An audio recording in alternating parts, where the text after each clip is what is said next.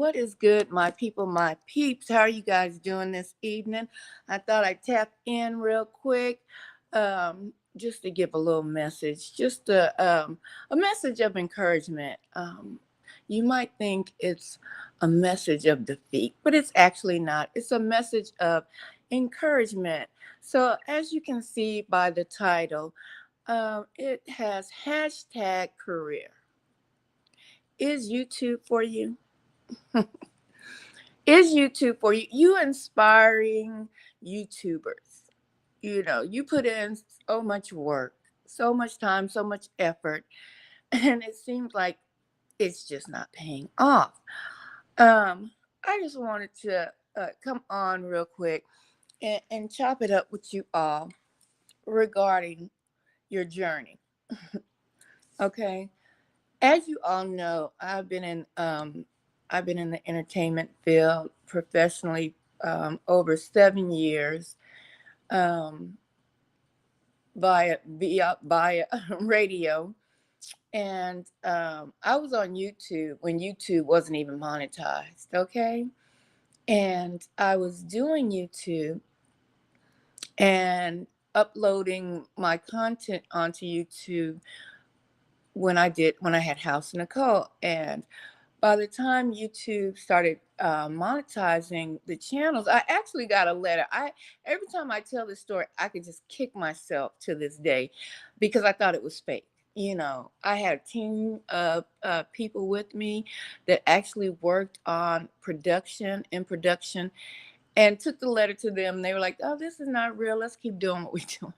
Ah, but anyway, I want to say to you all that, and give you some examples of what I've gone through um, while I've been here on YouTube. Hello, hello. Hey, Kim, what's good, girl?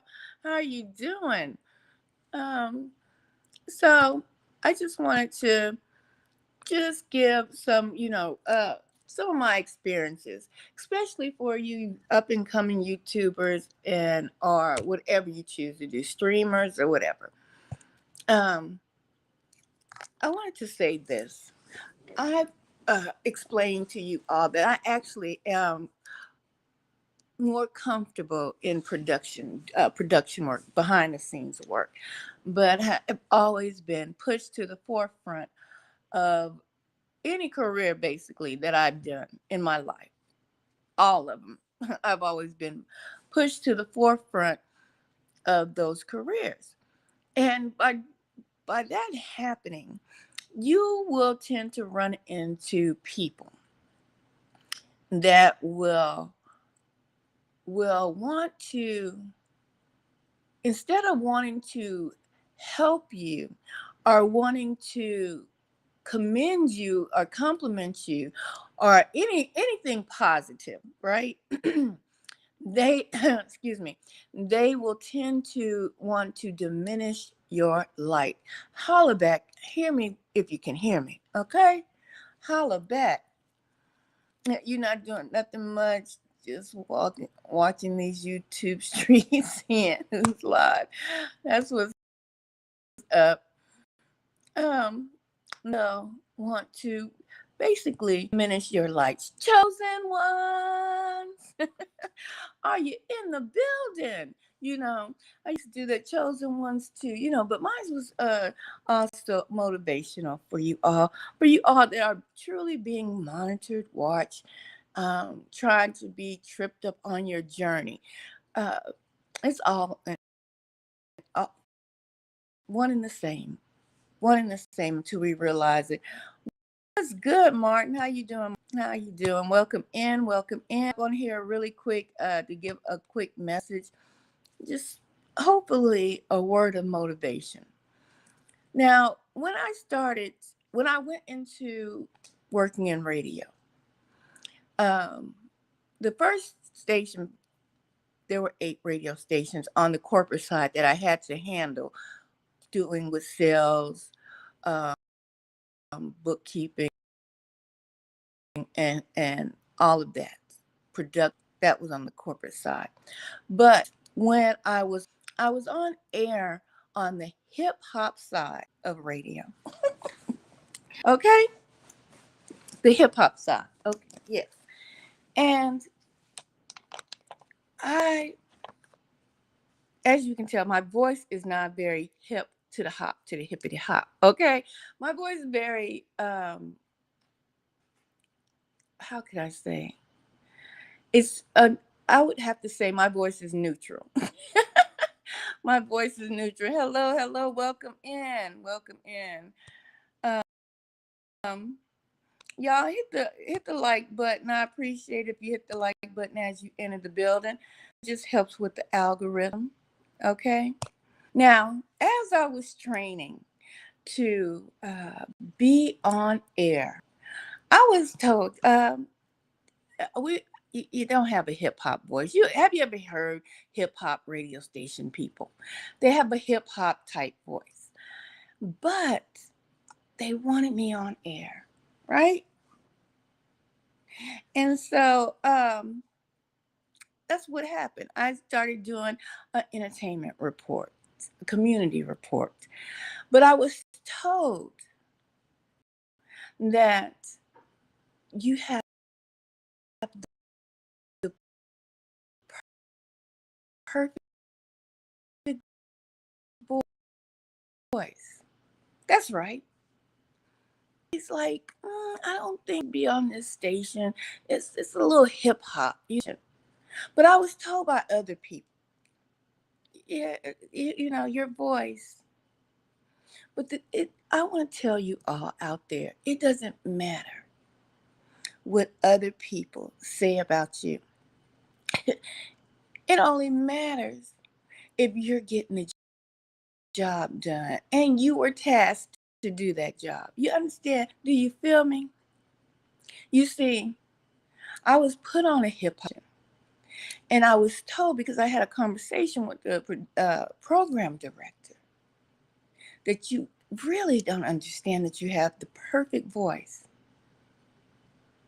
I, even on these YouTube streets, have been criticized about voice because I think that that they have the perfect speaking voice when they're on their own YouTube channel speaking, and have the nerve, the audacity to criticize other people when they haven't even been in roles, professional roles that I've held.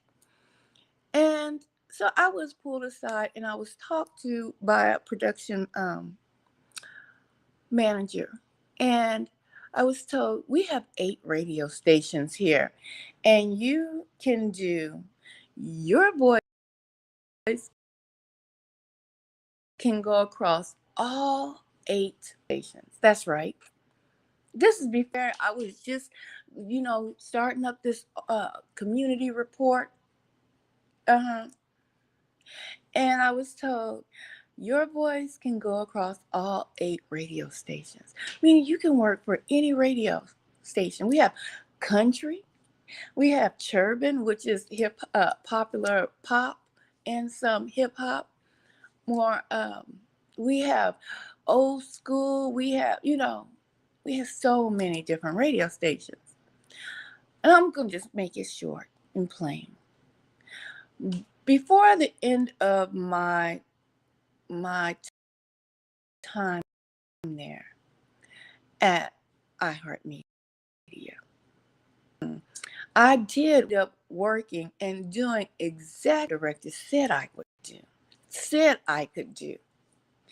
I worked on a radio station that was primarily white folk. I'm just gonna make it plain tonight. Primarily white, but you don't hardly heard a black voice on that station. But they would call me and hire me for public appearances. That's right.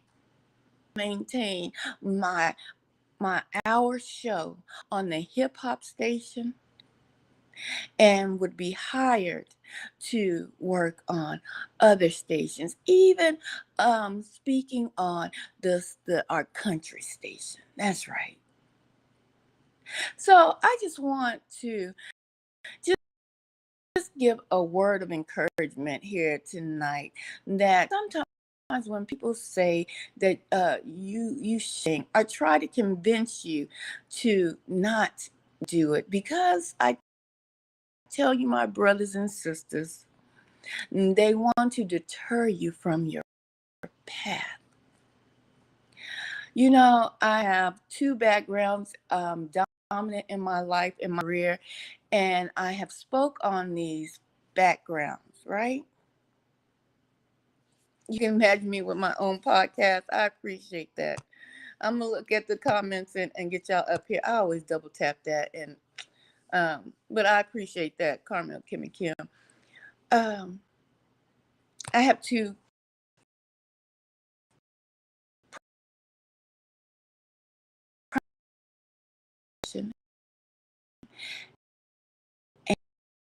and in early childhood education in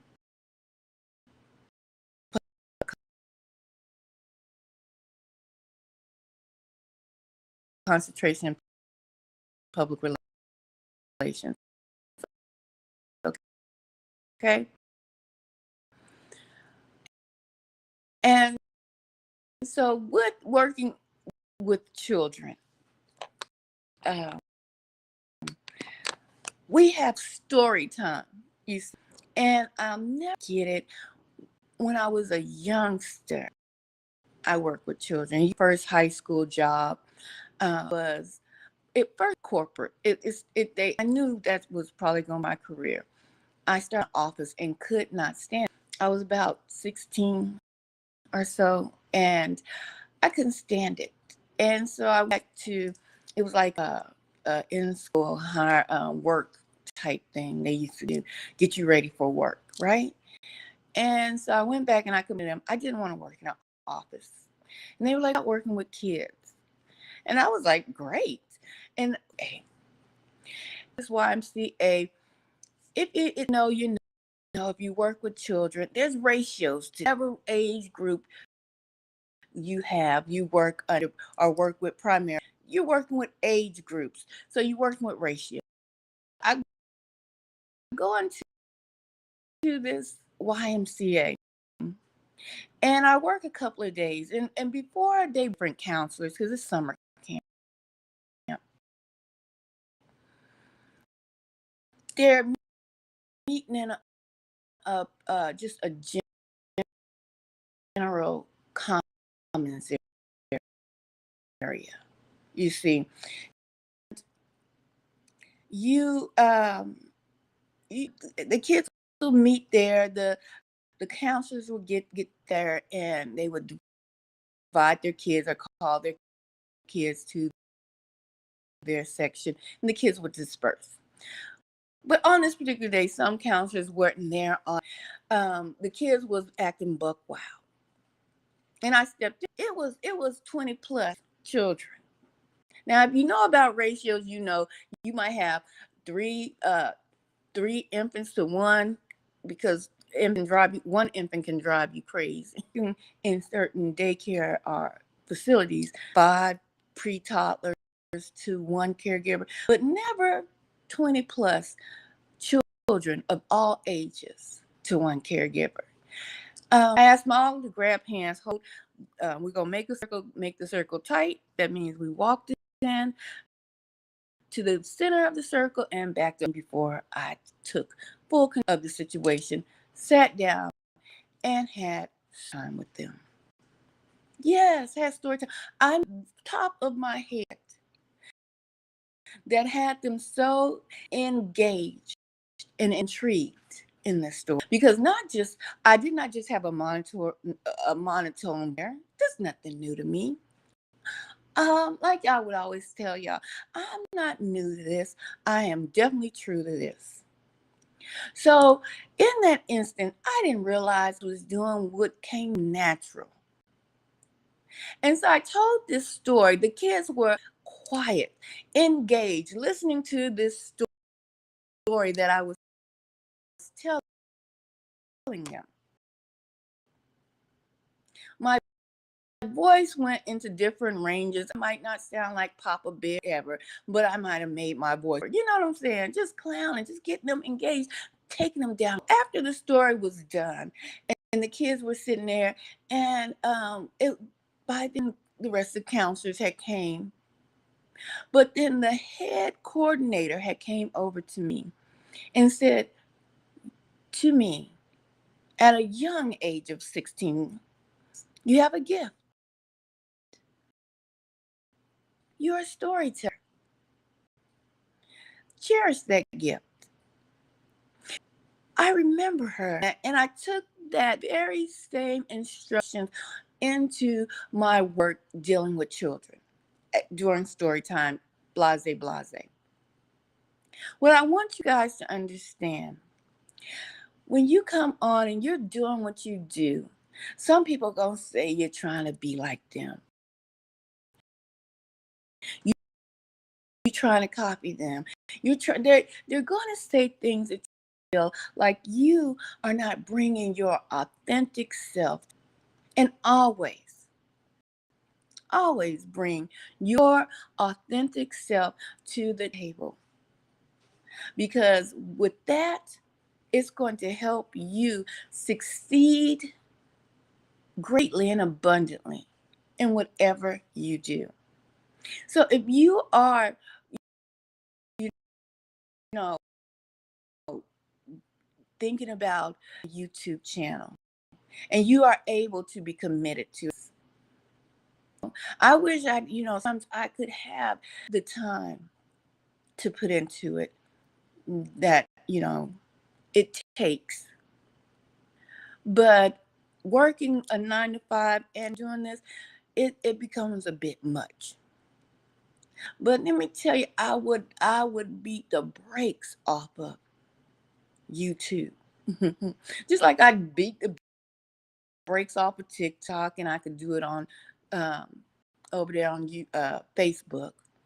Because each of my platforms have different numbers of, but right now they kind of in low, because I'm focusing on taking care of the business that pays. Okay, that's what I'm focusing on. Taking care of business that pays, the business that pays the bills, my brothers and sisters. Okay, but you guarantee I didn't get 5,000 over there on Facebook. Could have probably kept going if I just kept putting content over there. 19,000 over on TikTok. I just be throwing up some stuff over there because I really don't have time. And we have 1,500 over here and counting. Thank you for your new subscribership. I appreciate that. I appreciate the new subscribers that have joined the team. Welcome in. Enjoy the ride. Okay? Sometimes, my brothers and sisters, you have people that will see your shine and what you actually can do, and will try to deter doing it, or try to make you think, or make others their shine and their swag. And you actually are not. You are doing what you've always done. Your authentic self. And that's what I've done. And I want to bring that message to you all tonight. Hashtag career. Should you do YouTube? The answer is yes. Do what makes you happy. Do it to your best abilities. And if it doesn't make you happy, and if it becomes, then it can start to be taxing. And you may not want to do it if it's not fun for you to do. Because YouTube for me right now is more of a hobby. And if you've heard anything or anyone talk about having a hobby, you love my. If you heard anyone talk about hobbies, First thing you want to do before you even, if you can, before you can get a job, is turn your hobby into your career. Because you see, brothers and sisters, it's true. Like you've heard it before, not just from me. I ain't the first to say it. Your hobby will feel like you're not working. And when you feel like you're not, that is where your money and your paycheck should come. Because it'll be easy peasy. That's right. That's right. Your hobby should become your paycheck. It sounded like I was going in and out. It probably does. It probably does. You know, this platform, Carmel, Kimmy Kim, it's it's a bust on the free version. I like some of its features. Is straight. Just they need to work on the glitches, and they need to work on the glitches. So I want to stop in tonight, give you that quick message, hopefully of encouragement, and keep it going.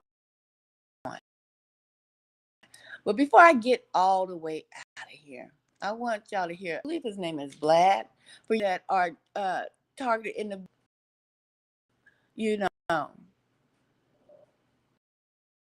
you probably heard of this gentleman. A quick word. I think it so you're going to be able to hold on. I don't know why I have that up all the time before I actually get to where I want y'all to be. Okay, let's get this party started. All right. So this message he's gonna tell you. I might let y'all listen to two because he has some good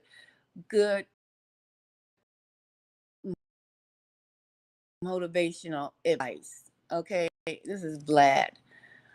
You probably seen him on TikTok, but let's get into it.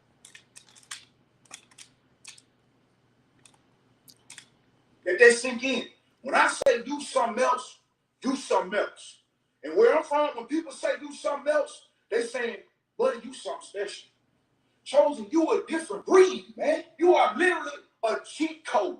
I can't compare you to nothing but a conveyor belt. I'm comparing you to a conveyor belt. You saying like, man, what do I gotta do with a conveyor belt? How you gonna compare me to a conveyor belt? But I'm comparing you to a conveyor belt. Because only thing I done seen you do is deliver the goods to the spot that it's supposed to be. Chosen literally. You have this uncanny ability to convey a message unlike anyone else I encountered. That's why you're a conveyor belt, man. Deliver the goods, Chosen. You deliver the goods. You are a primitive storyteller. You are a God-given like Chosen. You are TV before television. You convey the message. When I say do something else, you convey the message. You're a conveyor belt. You baby. You convey the message. Let's listen to another one. Let's get it going. Hold on. They're attacking you, but they ain't attacking you out of fear. Understanding is undefeated. You know what a dog gonna do when he happy? He gonna wag his tail. You know what he gonna do when he's scared? He gonna shit his teeth. Now when he's scared, we gonna equate that to anger, but it's really fear. So when they're attacking you, you equate it to anger, but it's really fear. See, they done dangle some things in your face. And see, you got understanding that understanding is undefeated. See, it goes like this. I ain't gotta worry about what's meant for you. That's scripture. What's meant for you is meant for you. What's meant for those who are endowed with understanding. So you You can look at things, shows, and they can dangle things in front of your face, people, places, and things in front of your face to get you intimidated by things. And they can see time after time after time after again, you are not intimidated by these things. Your self-assurance has caused you to be a threat in their eyes. They fear you. They're not attacking you out of anger because they hate you. They done observed you overcome some things, and they done seen you in the face of adversity and some things that would intimidate them and shake them to their nerve, to their core. They have seen you look at it and congratulate people. They have put people in your face that thought they was going to injure your confidence. They thought it was going to wound you, and you congratulate them. They're a threat. They are attacking you out of fear. They're attacking you. Yep. They attack you out of fear, my people, my peeps. And they try to downtrot you. They try to bring you down in words. And sometimes, when it takes a group of people to come against one, I've said this before and I'll say it again. You are powerful. All right, guys, I'm out. I wanted to bring you guys that quick message. I hope you guys have a great rest of your evening, and I'll see you on the rebound. Much love.